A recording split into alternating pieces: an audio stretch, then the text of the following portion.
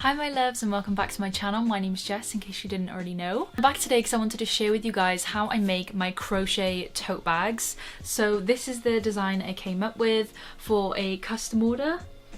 So I've been making and selling these bags for a few months now and I feel like I've really perfected every aspect of it. It's made up of a bunch of different granny squares.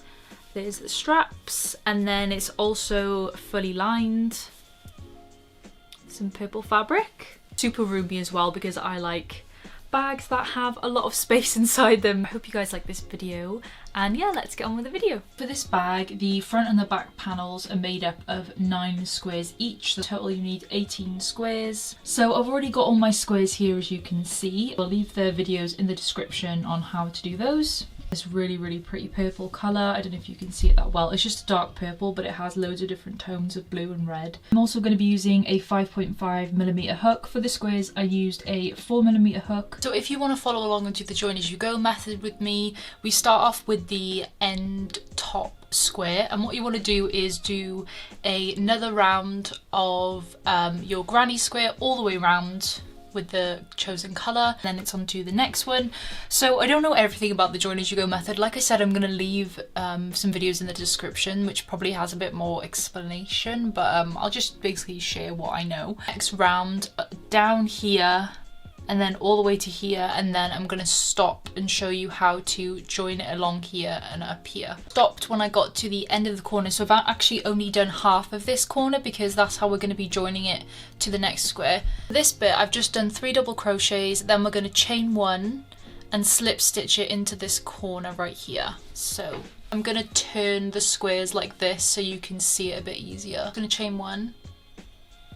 Then I'm gonna slip stitch it into this corner. So you just pull the hook through, wrap the thread around and then pull it through both of these so they're connected. Then you're gonna chain 1 and then you're gonna finish off that corner. So you're gonna put 3 double crochets into the same corner space by here. And the 3 double crochets, and then we're gonna slip stitch this into the first hole by here. Put the hook through, wrap the thread around, pull it through that one and pull it through the hoop on your hook. And now you can see they're now connected, and that's basically the gist of the join as you go method. 3 double crochets in there, slip stitch, 3 double crochets in there, slip stitch. To this point you can just like turn your work around because then we're going to be going along here. So now we are at the end. You've done your 3 double crochets, then you're going to chain 1, insert the hook and slip stitch it into this corner space here. So that, wrap the thread around and pull it through. Gonna chain 1 to finish the corner, and then you're gonna put 3 more double crochets into this corner here. So then you've completed that complete corner here, and then for the rest of this, because you're not connecting it to anything, you just do the same 3 double crochets in all the spaces and then slip stitch it into the top of this. So we have it, we've just joined our 2 squares with the join as you go method, nice and secure. So now I've finished joining the top 3 panels together. I've grabbed the next row. So starting on the far right side, we're going to be doing double crochets along the bottom and then the right side, and only complete half of the 3 double crochets here, chain 1, slip stitch it into this corner, chain 1, and then finish the corner with doing 3 double crochets. We've almost completed the corner. We're just going to slip stitch this into the opposite. And now that is connected, so we're just going to be doing the exact same as we did before. Double crochets, I've chained 1, and instead of just slip stitching it to this stitch here, we're joining it like a cross like this. So if we did it just like join there, they'd have this little gap here, but we want to connect that gap up. So we're just going to pop the hook into this one, we're going to wrap the thread around and slip stitch that to there like that. And then you're going to chain 1. And I'm just going to turn my work because it just makes things a little bit easier, just because I'm going that way.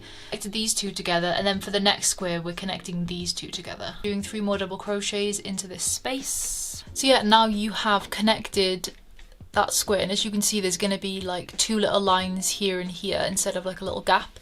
So then you just want to finish off the square by doing the double crochet clusters and then slip stitching it to the top there. Now we have the next square all connected there, it's looking good. And then we can grab our next square along here, clusters along here, connecting it. Instead of connecting it here, we do it to this one here. We do the slip stitching there. And then we come back here, connecting that to there, and finish connecting all the panels, and I'll be back once I'm done. Here's the finished panel. We're all done with the back panel now. So now we've got the front panel and the back panel. And then this is gonna be my front panel.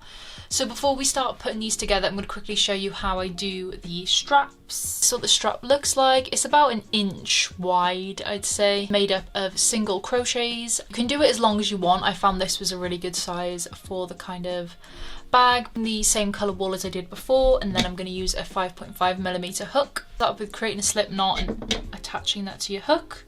And then we're going to chain 111. We want to go back along the same chain, doing single crochets into every single chain that we made, so you should have a total of 110 single crochets. So I've just finished all my single crochets, all my 110 single crochets, and now we're just going to chain 1 and turn our work back around, and then we're just going to do the exact same thing we just did, do the single crochets all the way right until the end, chain 1, flip your work and do single crochets till you get your desired length. This is my finished strap length, and I did a total of 6 rows, so 6 rows of single crochets, and yeah, that is how easy the strap is. Both our pieces, and we've done our straps, we're going to join the bag together. You can do this before or after you make the lining. I just find it easier to join it first and then make the bag lining. Put them together, you just want to have the 2 front facing panels facing each other and have the back side of the panel facing you. So start off in this corner here, in coloured wool as you did for the rest of it. Attach it to your hook. Start with this corner, you're going to insert your hook,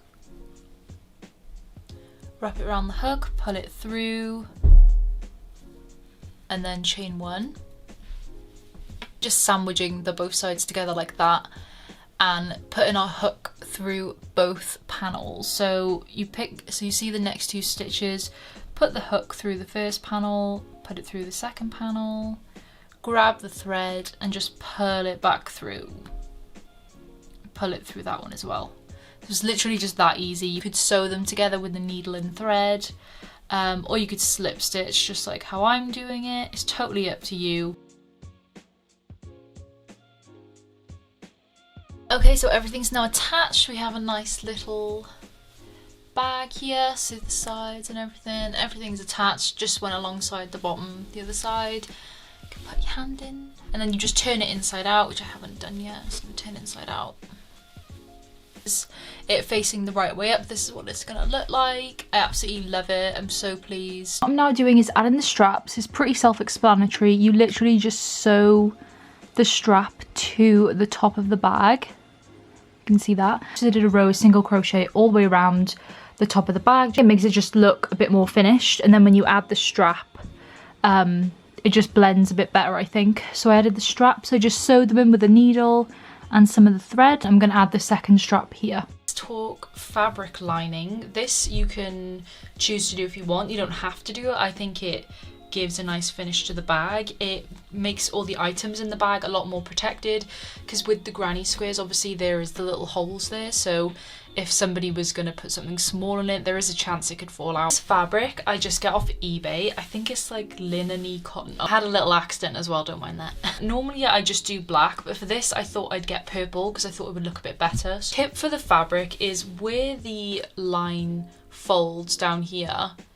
you want to have that at the bottom, and this is going to save you having to sew along the bottom, so this way you just have to sew up the sides, if that makes sense. We can start putting some pins all along the sides, because this is where we're going to be sewing. You just want to make a little line, try and make it as straight as you can.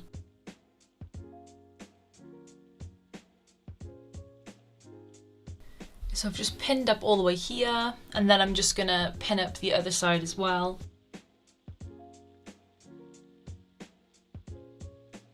I've got that all pinned, I'm just going to cut off the excess fabric at the top here because I know how big it's going to be now. So I'm literally just going to cut it off. All I'm going to be doing now is sewing up here, sewing up here, sewing back down, and then I'll come back to you guys. Okie dokie, so I've now completed the sewing. So I've sewed up and down, taken the pins out, and I've just trimmed the excess fabric here and at the top, so it now should fit pretty well. So I'm going to turn it the right way around because this is inside out, so you won't see the seams. Now we're going to pop that on the bag. It's inside out now, and then we're just going to slip on the lining, and then you can see the seams there. All looks good. Got these extra bits here. We're just going to be folding them inwards because we're going to be sewing on top of this, so it's a nice like finished edge instead of like just fraying. Just like if you just put there, you'd get little frayed bits, so it's good to make it a bit longer so you can fold it in, as long as the seams are kind of matching up the corners of the bag there as well. So they're all folded in like that now, and then what I'm going to do, I'm just going to pin down the fabric. You don't have to, but I find it's just easier just to keep things in place. It's a good idea to pin the fabric to the bag for when you're sewing on. And now we're going to be sewing the fabric in. I find this part really therapeutic. I don't know why, I just really enjoy it. Start sewing it. So how I do it is literally just sandwich the two together, the fabric and the bag, and then just pop it through and just weaving in and out all the way along. So we've got that, and then we go back in through here,